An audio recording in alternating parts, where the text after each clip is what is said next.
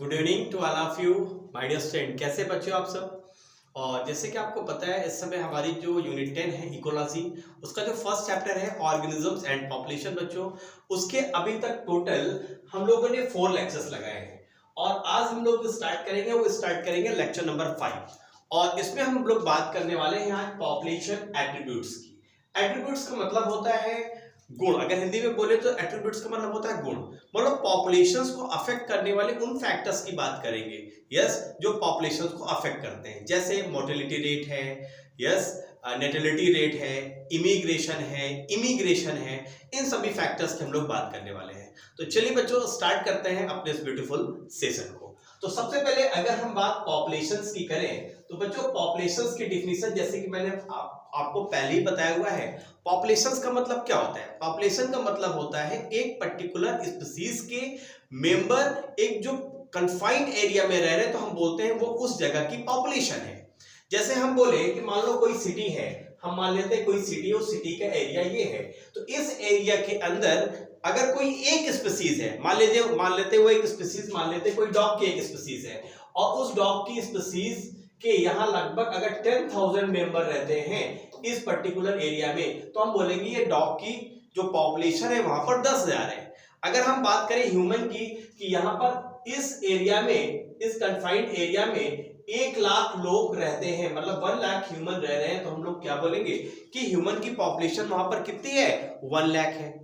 तो पॉपुलेशन का मतलब हमेशा होता है कि जब एक सिंगल स्पीशीज की बात हो और सिंगल स्पीशीज की बात हो उसके साथ ही एक कन्फाइंड एरिया की बात हो कि उस एरिया के अंतर्गत उस स्पीशीज के कितने मेंबर रह रहे हैं, तो हम बोलते हैं कि पॉपुलेशन है। जैसे सिंपल से हम बात करें कि भाई इंडिया की पॉपुलेशन अलग है ह्यूमन की, अमेरिका की अलग है, ऑस्ट्रेलिया की अलग है, तो हम एक एरिया की बात करते हैं और एक स्पीशीज की बात करते हैं। तो चलिए बच्चों स्टार्ट करते हैं अपने इस ब्यूटीफुल सेशन को और समझते हैं कि वो पॉपुलेशन के एट्रीब्यूट्स कौन है जो हमारे नीट एग्जामिनेशन के पॉइंट ऑफ व्यू से बहुत ही इंपॉर्टेंट है। चलिए सबसे पहले कुछ पॉपुलेशन एट्रीब्यूट्स अगर हम देखें बच्चों, तो पॉपुलेशन एट्रीब्यूट्स में मुख्यतः जो एट्रीब्यूट्स हैं, एक तो होता है बर्थ रेट, डेथ रेट, लेकिन याद रखिएगा इंडिविजुअल के अगर रेफरेंस पे सिर्फ हम बात करें तो इंडिविजुअल की सिर्फ हम क्या बात करेंगे? बर्थ की और डेथ की। लेकिन कभी भी इंडिविजुअल के रेफरेंस में कभी भी हम बर्थ रेट या डेथ रेट की बात नहीं करेंगे। इस पॉइंट को भी आपको माइंड में रखना है। इंडिविजुअल के रेफरेंस में कभी भी हम बर्थ रेट या डेथ रेट की बात नहीं करते। बर्थ रेट या डेथ रेट की बात हमेशा हम पॉपुलेशन के रेफरेंस में करते हैं। ओके, तो population has birth rate, population में आपको बर्थ रेट देखने को मिलेगा, पॉपुलेशन में आपको डेथ रेट देखने को मिलेगा, पॉपुलेशन में आपको सेक्स रेशियो देखने को मिलेगा कि कितने मेल पे कितने फीमेल हैं। तो ये बात हम करेंगे पॉपुलेशंस के रेफरेंस पे। तो अगर हम बात करें बर्थ रेट की, तो बर्थ रेट क्या होता है? बर्थ रेट सिंपल सा, अगर हम इसको एज फार्मूला के रूप में बच्चों बात करें तो क्या करना है हमको कि नंबर ऑफ बर्थ को हमें किससे डिवाइड कर लेना है? टोटल इंडिविजुअल से। जैसे सपोज दैट टोटल इंडिविजुअल हम मान लेते हैं 1000 है, एक साल में, और एक साल में यहां पर जो नंबर ऑफ बर्थ हुई वो कितनी हुई? 100 हुई। तो ये क्या होगा? ये हो गया बर्थ रेट, क्योंकि जब हम इसको डिवाइड करेंगे तो क्या आएगा आपको 1/10। तो हम क्या कह सकते हैं कि जो बर्थ रेट है वो कितनी है? 1/10 है, अर्थात लगभग कितनी है? 10% बर्थ रेट है। क्लियर है मेरा पॉइंट? तो बर्थ रेट हम कैसे निकालते हैं? हम टोटल इंडिविजुअल देख लें और उसमें एक पर्टिकुलर टाइम में कितनी बर्थ हुई है, तो नंबर ऑफ बर्थ को अगर हम डिवाइड करते हैं टोटल इंडिविजुअल से तो हमारा बर्थ रेट निकल के आ जाएगा। क्लियर है बच्चों? चलिए नेक्स्ट पॉइंट की ओर बढ़ते हैं। नेक्स्ट पॉइंट क्या कहता है? Sex ratio. सेक्स रेशियो का मतलब होता है कि अगर एक पॉपुलेशन है तो वहां पर नंबर ऑफ मेल कितने हैं और नंबर ऑफ फीमेल कितने हैं। अगर हम बात करें सेक्स रेशियो की, तो जैसे अगर हम बात करें, जैसे एक स्टेट के रेफरेंस पे बात कर लेते हैं सेक्स रेशियो, जैसे उत्तर प्रदेश है, पंजाब है, केरला है, तो इसका प्रॉपर चार्ट है। इसकी बात भी हम लोग आगे वाले लेक्चर्स में आपको कई डाटा में आपको बताऊंगा जो आपके नीट एग्जामिनेशन के पॉइंट ऑफ व्यू से इंपॉर्टेंट है। बस सेक्स रेशियो का मतलब ये समझिए कि अगर 1000 मेल है तो अगर हम बात करें तो 1000 मेल पे कितनी फीमेल है। अगर हम बोले कि 990 है तो क्या होगा सेक्स रेशियो होगा कि भाई फीमेल इसमें 990 है कितने पे 1000 मेल पे। तो ये होता है सेक्स रेशियो। चलिए थोड़ा सा और आगे थोड़े से पॉइंट्स को हम लोग क्लियर करते हैं बच्चों। अब हम लोगों को जो बात करनी है वो मुख्यतः हमें बात किसकी करनी है, पॉपुलेशंस की। पॉपुलेशंस की मैंने आपको पहले डिफिनेशन बताई। पॉपुलेशंस का मतलब सिंपल सा क्या है कि एक स्पीसीज हो, एक कन्फाइंड एरिया हो, उसके नंबर ऑफ मेंबर्स उस कन्फाइंड एरिया में कितने हैं, इसे ही उस पर्टिकुलर एरिया के बोलेंगे पॉपुलेशन, उस स्पीसीज के रेफरेंस में। अगर हम बात करें बच्चों तो देखिए वर्ल्ड की पॉपुलेशन टाइम के साथ कितनी बढ़ती चली जा रही है। आप देखिए 2012 में जो एज्यूम किया गया था 7 बिलियन किया गया है और 2027 में 8 बिलियन एज्यूम की गई है, एस्टिमेटेड है। तो लगातार धीरे धीरे पॉपुलेशंस बढ़ती जा रही है। तो ये पॉपुलेशंस क्यों इतनी ज्यादा इंक्रीज करती जा रही, इनके फैक्टर्स को भी हम लोग देखेंगे। तो सबसे पहले अगर हम बात करें बच्चों पॉपुलेशंस की, तो पॉपुलेशंस में भी आपको कैटेगरीज मिलेगी। जैसे पहली कैटेगरी मिलेगी, जैसे हम मान लेते हैं कि कोई एक पर्टिकुलर एरिया ये है, इस एरिया में अगर हम बोले कि टोटल यहां पर अगर हम मान लेते हैं कि 1000 बंदे यहां पर रह रहे हैं, ह्यूमन के 1000 बंदे रह रहे हैं, तो उस 1000 बंदे में ऐसा तो नहीं होगा कि सभी की शादी हो चुकी होगी या सभी के सभी बूढ़े होंगे या सभी के सभी बच्चे होंगे। ये पॉपुलेशन तो डिवाइड होगी। तो हम मान लेते हैं कि इस 1000 की पॉपुलेशन में लगभग 200 पर्सन ऐसे हैं जो अभी प्री रिप्रोडक्टिव फेज में हैं, मतलब अभी इनकी शादी नहीं हुई और इनका अभी सेक्स पार्टनर अर्थात अभी मैरिज नहीं हुई और मेटिंग अभी इन्होंने नहीं करी है। तो इसको हम बोलते हैं प्री रिप्रोडक्टिव फेज की पॉपुलेशन। हम मान लेते हैं इसकी संख्या कितनी है, 200 है। सेकेंड टाइप अगर हम देखें तो सेकेंड टाइप की पॉपुलेशन जो आपको देखने को मिलती है वो मिलती है रिप्रोडक्टिव वाली। रिप्रोडक्टिव का मतलब है हम मान लेते हैं कि 1000 में 200 तो ऐसे निकल गए जिनकी अभी शादी नहीं हुई, उसको हमने बोला कि ये प्री रिप्रोडक्टिव फेज है, मतलब रिप्रोडक्शन की जस्ट पहली की फेज है, अभी इनकी शादी नहीं हुई, अभी कैसे ये बच्चे हैं। सेकेंड क्या होती है, रिप्रोडक्टिव, मतलब इनकी शादी हो चुकी है, ये प्रॉपर मीटिंग कर रहे हैं और पॉपुलेशन को इंक्रीज कराने में सबसे इंपॉर्टेंट रोल यही निभा रहे हैं। तो रिप्रोडक्टिव अगर हम मान लेते हैं कि यहाँ पर रिप्रोडक्टिव की जो पॉपुलेशन है वो कितनी है, 400 है। यस, कितनी होगी, 400 हो गई कितनी, रिप्रोडक्टिव। और बाकी अगर हम देखें जो वहां पर बचेंगे जो फैक्टर वो आएंगे पोस्ट रिप्रोडक्टिव, मतलब अब जो पोस्ट रिप्रोडक्टिव फेज में ऐसी पॉपुलेशन का वो हिस्सा आएगा जो एजेड हो चुका है, एजिंग प्रोसेस में जा चुका है, मतलब अब रिप्रोडक्शन की पावर उस पर खो चुकी है, लगभग 65 साल के ऊपर हो चुका है। यस, जब हम बोल सकते हैं दूसरे शब्दों में ये जो संख्या है ये वृद्धों की है, ओल्ड एज की है, तो वो भी कितने हो जाएंगे, अब बचेंगे कितने, 400। तो यहां पर आप देखिए 200 हो गए प्री रिप्रोडक्टिव, 400 हो गए रिप्रोडक्टिव और 400 हो गए पोस्ट रिप्रोडक्टिव फेज। तो ये जो मैंने आपको समझाने का तरीका बताया, यहां पर ये आपको क्लियर हो गया होगा कि जब भी आप कोई पॉपुलेशंस देखेंगे कहीं की भी, चाहे किसी डिस्ट्रिक्ट की हो, चाहे किसी कंट्री की हो या किसी कॉन्टिनेंटल की हो, तो उस पर्टिकुलर पॉपुलेशन में आपको 3 तरीके के बंदे देखने को मिलेंगे। कुछ बंदे होंगे जो प्री रिप्रोडक्टिव फेज को कवर कर रहे होंगे, कुछ बंदे होंगे जो रिप्रोडक्टिव फेज को कवर कर रहे होंगे और कुछ बंदे होंगे जो पोस्ट रिप्रोडक्टिव फेज को कवर कर रहे होंगे। और ये जो एट्रीब्यूट्स है, ये जो पॉइंट्स है, यही पॉइंट डिसाइड करता है कि पर्टिकुलर जगह की पॉपुलेशंस कैसी है, ग्रोइंग है कि स्टेबल है कि डिक्लाइनिंग है। तो ये जब भी घटेंगे बढ़ेंगे तभी पॉपुलेशंस को डिसाइड करेंगे कि पॉपुलेशन है कैसी। चलिए फिर से मैं आपको उसको बता दूं, पॉपुलेशन में आपको 3 तरीके के बंदे देखने को मिलेंगे। पहले, जिन्होंने अभी सेक्स नहीं किया है, यस, पॉपुलेशन में अभी उनका पॉपुलेशन की इंक्रीज कराने में उनका भी कोई योगदान नहीं है। सेकेंड, रिप्रोडक्टिव फेज, जिनकी प्रॉपर मैरिज हो चुकी है, मेटिंग प्रॉपर कर रहे हैं, यस, और लगातार वो पॉपुलेशन को इंक्रीज करा सकते हैं। और तीसरा, वो जिनकी जो अब वृद्ध हो चुके हैं, यस, रिप्रोडक्टिव फेज की बात है, एजिंग में आ चुके हैं, और सिर्फ अब वो हिस्सा रह गए हैं किसका, पॉपुलेशंस का। तो अगर इन 3 पॉइंट्स की बात करें तो इन 3 पॉइंट्स के आधार पर आपको पॉपुलेशंस के टाइप्स भी मिल जाएंगे। जैसे अगर हम बात करें बच्चों, तो आपको देखिए ये फिगर आपके एनसीईआरटी से लिया गया है। यहां पर देखिए, यहां पर 3 तरीके की पॉपुलेशन दिखाई गई है। पहली पॉपुलेशन दिखाई गई है एक्सपेंडिंग। एक्सपेंडिंग का मतलब क्या है कि एक्सपेंड का मतलब होता है तेजी से ग्रो कर रही है, तेजी से फैल रही है। सेकेंड टाइप की दिखाई गई है डेक्लाइनिंग, मतलब पॉपुलेशंस में कमी आती जा रही है। और तीसरी दिखाई गई है स्टेबल। तो मुख्यतः 3 तरीके की पॉपुलेशंस आपको इस पूरी दुनिया में देखने को मिलेगी। एक्सपेंडिंग का मतलब क्या है? एक्सपेंडिंग का मतलब क्या है कि देखो बच्चों, यहां पर जो प्री रिप्रोडक्टिव फेज है इसको हमने येलो कलर से दिखाया गया है। और येलो कलर का बॉटम देखो, ये जो बच्चों देखो, ये बॉटम कितना ज्यादा है। इसका मतलब क्या है कि एक ऐसी पॉपुलेशन जिसमें प्री रिप्रोडक्टिव फेज वाले मेंबर सबसे ज्यादा होंगे। सेकेंड, इस पर रिप्रोडक्टिव फेज उससे कम है। और सबसे कम इसमें कौन से हैं? पोस्ट रिप्रोडक्टिव है, मतलब यहां पर बूढ़े लोग हैं।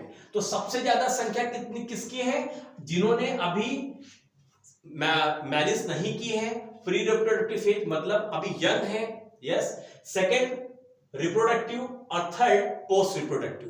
तो इस तरीके की पॉपुलेशंस को जहां पर प्री रिप्रोडक्टिव सबसे ज्यादा हो, रिप्रोडक्टिव सेकंड नंबर पे हो, और पोस्ट रिप्रोडक्टिव संख्या थर्ड नंबर पे हो, तो इस तरीके की पॉपुलेशन को बच्चों हम लोग बोलते हैं एक्सपेंडिंग पॉपुलेशन। और आप जानते हैं जो हमारी कंट्री इंडिया है, वहां पर आपको सबसे जो मोस्ट पॉपुलेशन है वो यही है, किस तरीके की है? एक्सपेंडिंग है। यहां पर प्री रिप्रोडक्टिव फेज के बंदे सबसे ज्यादा हैं, सेकंड पे रिप्रोडक्टिव और थर्ड पे है पोस्ट रिप्रोडक्टिव। तो ओवरऑल अगर इसको बच्चों, अगर हम एक इस तरीके से अगर इसको हम कवर करें, इस तरीके से लाइन को, तो लगभग आपको एक ट्रायंगुलर देखने को मिलेगा। कैसा मिलेगा? एक ट्रायंगुलर देखने को मिलेगा।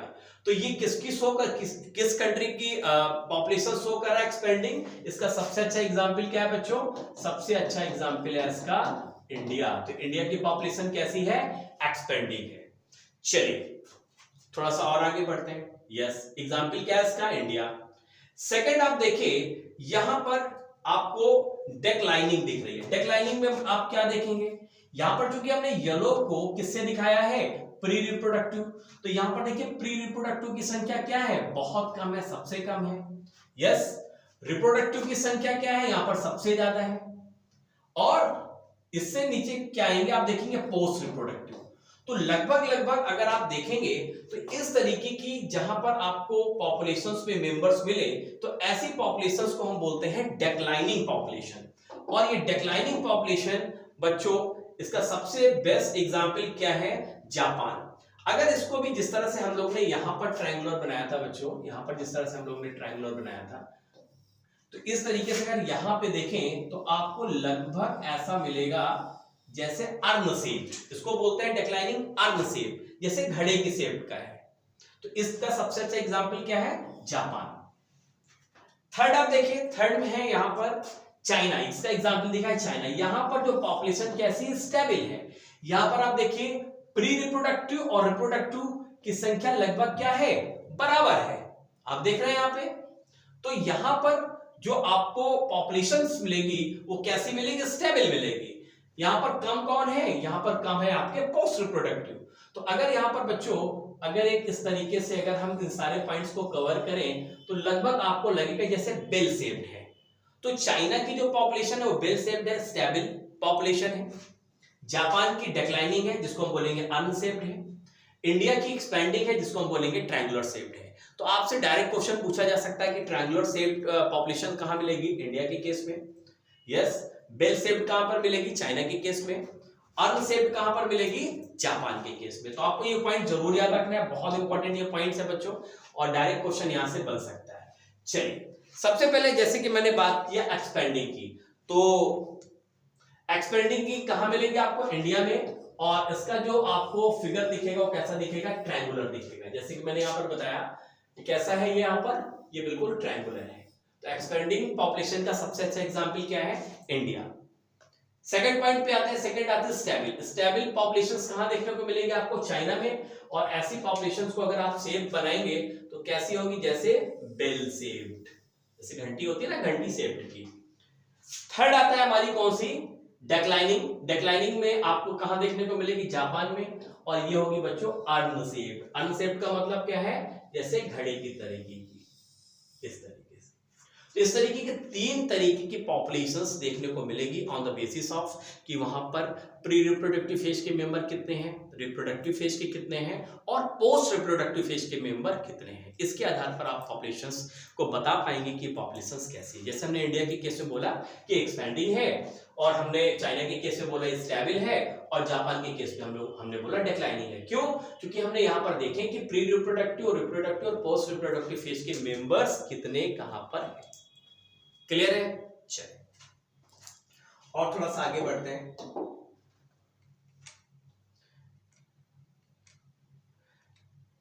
देखिए बच्चों, जो अगर हम किसी पॉपुलेशंस की साइज की बात करें, अगर हम साइज ऑफ पॉपुलेशंस की बात करें, तो एक्चुअली वो इस चीज को बताता है कि पर्टिकुलर हैबिटेट कैसा होगा। सिंपल सी बात है कि अगर कहीं पर पॉपुलेशन बहुत ज्यादा है, इसका मतलब सिंपल सा है कि वहां पर या तो अर्निंग के, फूड के सोर्सेस बहुत अच्छे हैं, जिसकी वजह से वहां पर पॉपुलेशन ज्यादा होगी, है ना। तो जो साइज होता है पॉपुलेशन का, वो ये भी बताता है कि वो जिस हैबिटेट में पॉपुलेशन रह रही है, उसका हैबिटेट्स का नेचर कैसा होगा। अगर नेचर बहुत अच्छा है, वहां पर सारी चीजें बहुत अच्छी हैं, तो निश्चित रूप से पॉपुलेशन का साइज भी बहुत ज्यादा होगा। और अगर पॉपुलेशन बहुत कम है, इसका मतलब क्या है कि वहां पर फूड के रिसोर्सेस बिल्कुल ना के बराबर होंगे, इसलिए बहुत कम पॉपुलेशन है वहां पर। सेकंड पॉइंट्स की ओर बढ़ते हैं। सेकंड पॉइंट्स कहता है कि अगर हम बात करें पॉपुलेशंस की डेंसिटी की, तो पॉपुलेशन की density is not based on number of individual, it is based on total amount of mass in a given area। देखो, पॉपुलेशन डेंसिटी का मतलब ये नहीं होता कि नंबर ऑफ मेंबर्स कितने हैं किसी पर्टिकुलर स्पीसीज के, बल्कि पॉपुलेशन डेंसिटी का मतलब होता है कि एक कन्फाइंड एरिया में नंबर ऑफ जो पर्सन्स हैं उनकी संख्या कितनी है। अगर हम बोले कि 1 वर्ग किलोमीटर का एरिया है, और यहां पर अगर हम बोले कि यहां पर 10,000 लोग रह रहे हैं, तो डेंसिटी क्या है। अगर दूसरी तरफ हम बोले कि ये भी 1 किलोमीटर का एरिया है और यहां पर 15,000 लोग रह रहे हैं, तो हम पूछे कि डेंसिटी किसकी ज्यादा है, तो डेंसिटी किसकी ज्यादा होगी, इसकी ज्यादा होगी। पॉपुलेशन डेंसिटी का मतलब होता है कि कंफाइंड एरिया में नंबर ऑफ पर्सन कितने हैं, तो जितने ज्यादा नंबर कंफाइंड एरिया में ज्यादा होंगे, हम बोलेंगे पॉपुलेशन की डेंसिटी उतनी ही ज्यादा है। चलो, इसको मैं थोड़ा सा और क्लियर कर देता हूं, फिर से मैं आपको बता देता हूं। सपोज दैट हम ये मान लेते हैं ये 2 एरिया हैं, जैसे मैंने अभी आपको बताया, और दोनों एरिया कितने हैं, 1 वर्ग किलोमीटर के दोनों एरिया है ना। और यहां पर हम मान लेते हैं, अभी जैसे मैंने आपको बताया, यहां पर 10,000 लोग रह रहे हैं ह्यूमन, और यहां पर हम मान लेते हैं कि 12,000 लोग रहे हैं। एरिया तो सेम है, तो हम क्या बोलेंगे, यहां पर पॉपुलेशन डेंसिटी ज्यादा है इन कंपेयर ऑफ इस एरिया के। तो पॉपुलेशन डेंसिटी का मतलब ये नहीं होता कि नंबर ऑफ पर्सन कितने हैं। जो पॉपुलेशन डेंसिटी है, इसका सिंपल सा मतलब होता है कि एक कन्फाइंड एरिया का अगर हम कंपैरिजन करें, तो वहां पर देखें कि नंबर ऑफ पर्सन कितने हैं उस एरिया में, वो कहलाती है वहां की पर्टिकुलर डेंसिटी, कि नंबर ऑफ एरिया में कितने बंदे रह रहे हैं। अगर हम बोले कि पर स्क्वायर मीटर में, पर वर्ग मीटर में कितने बंदे हैं, तो ये भी एक डेंसिटी मापने का एक पैरामीटर है। ओके बच्चों, चलो और थोड़ा सा आगे बढ़ते हैं।